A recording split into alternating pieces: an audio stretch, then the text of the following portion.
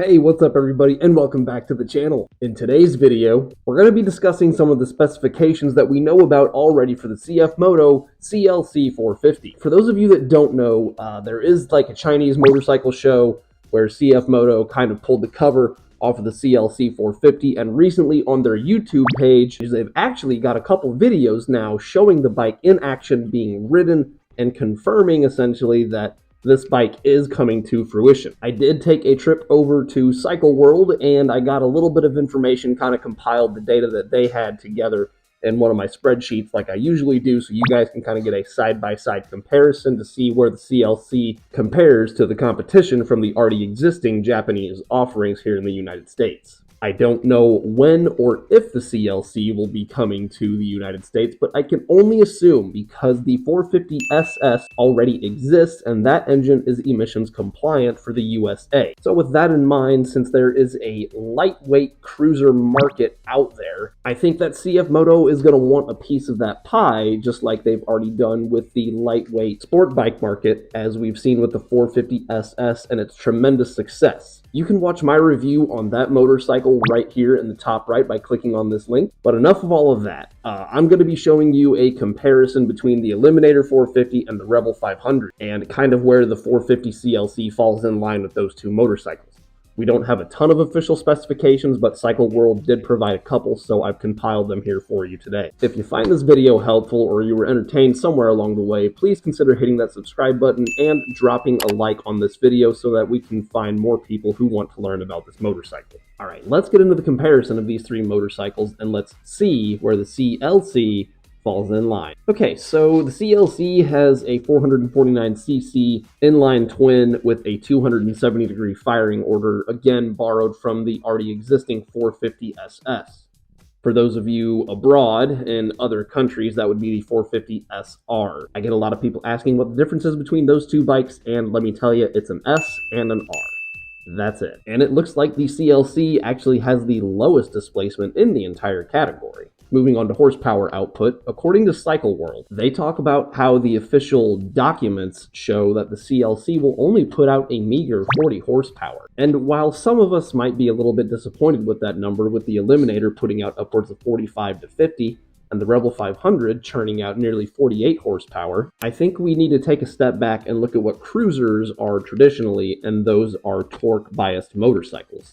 And with that being said, the torque number on this bike is going to be unknown, and I just actually went in and edited and put some question marks in there under the 450 CLC, because Cycle World talks about how Cfmoto is going to focus on generating more torque rather than focusing on the horsepower in this cruiser. And on the torque output, that's something that we really got to talk about, because it looks like the CLC 450 is coming in with the lowest amount of torque output for what I'm going to guess is 28.8 pound-feet. But Cycle World did talk about how, since they're turning the horsepower number down, we might be able to see some torque gains. I don't know what Cfmoto can do to the fuel mapping to stay emissions compliant and give us more torque output, but hopefully something. It would be kind of a letdown to see the horsepower numbers go down and then the torque output just remains static. So I hope that Cfmoto does something in the powertrain in regard to torque to give us a more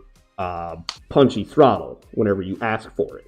We can talk about the curb weights of these machines. The Honda Rebel is the heaviest out of the bunch at almost 410 pounds. The Eliminator comes in being the lightest at only 385 pounds. And the CLC comes in right in the middle of the road at 399 pounds, just under that 400-pound mark. And with the theme in mind of the CLC kind of being the middle of the road option, the seat height is something that Cycle World did not mention, but I am going to make a guess and say that the CLC will once again be middle of the road between the Rebel 500 and the Eliminator. The Eliminator comes in at 28.9, the Rebel at 27.2 being the lowest, so I think the CLC will come in right in the middle at 28 inches, but that's not a hard statistic, that's just a guess, which is why I have to be announced written next to it. The front brake, it appears that Cfmoto is going to lead the pack here, and I know that The Eliminator has a larger disc with a 310mm disc, but they're only using a twin piston setup. Honda is using the smallest disc at 296mm with a twin piston caliper. And then here comes Cfmoto with a nice J-Juan setup. Again, that's a subsidiary of Brembo, and they use a 4-piston setup.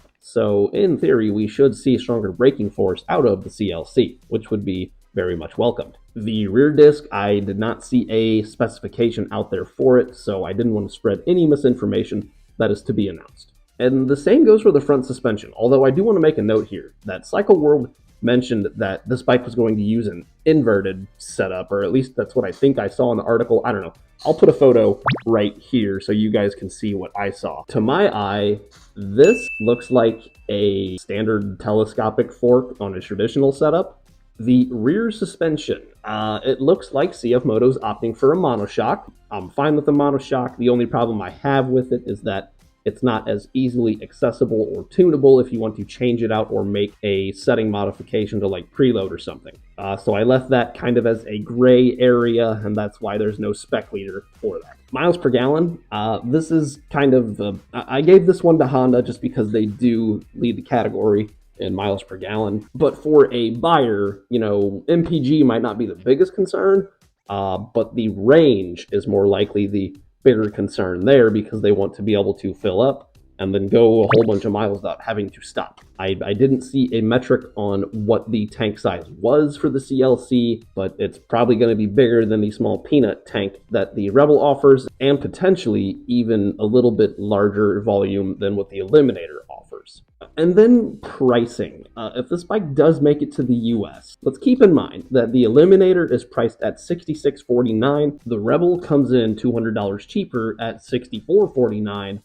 But those are both base MSRPs. Those bikes do not get ABS. Usually we'll see Cfmoto come in and kind of undercut the competition by a couple $100, all the way up to as much as $1,000. And they give you all the features, right? That's their whole thing. It's ride without compromise. So we may potentially see the CLC come in under that 6,000 starting MSRP mark, and even if we don't see it come in under 6,000 and it's hovering in the mid sixes or even the low sixes for starting MSRP, I don't think that's an issue at all because I know that they're going to give us the tech that we want at this price point, like ABS, without having to pay extra for it. I also love the decision they made to use the bar end mirrors rather than the big dorky Mickey Mouse mirrors that the Rebel and the Eliminator come with. That gives it kind of a unique profile compared to the competition right out of the box. So just a quick recap, the Rebel has the highest displacement, the Kawasaki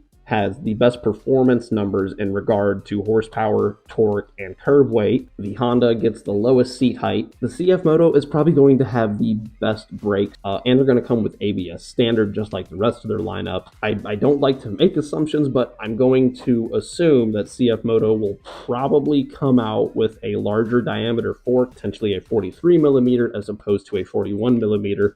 So for that reason, I'm going to give them the win in this category, even though I don't actually know what they're going to do. So take that one with a grain of salt. The rear suspension, that's a gray area. Again, I don't really have a preference on suspension setups. I like the accessibility of twin shocks exposed at the rear, but also the monoshock does provide a cleaner, sleeker look. So that one I'm going to say is a little bit subjective and leave that gray. MPG is another kind of weird area, but I'm going to give it to Honda because on paper they do get the best miles per gallon. But again, it's not always about MPG. Range makes a big difference in buying decisions for a lot of individuals. And then finally, the price. Again, it's a gray area because I don't actually know what Cfmoto is going to price this bike at if it comes to the USA. But if it does, I'm going to give Cfmoto the win on this category in terms of value provided from the factory out of the box. And I'm sure there's all sorts of other stuff that I missed on the CLC that maybe you guys can shed some light on and educate me about. So if you do have anything that you want me to know, please drop it in the comments below. Share your thoughts, let me know what you think about the CLC 450 and what your hopes are for this motorcycle. I don't have anything else to add. That's going to go ahead and wrap this up. Let's go to the outro. Alright everybody, I just want to say thank you so much for being patient with me. I'm sorry I couldn't bring you another motorcycle review this week, but it's like 4 quadrillion degrees outside here in the middle of Missouri, and it's about 2,000% humidity.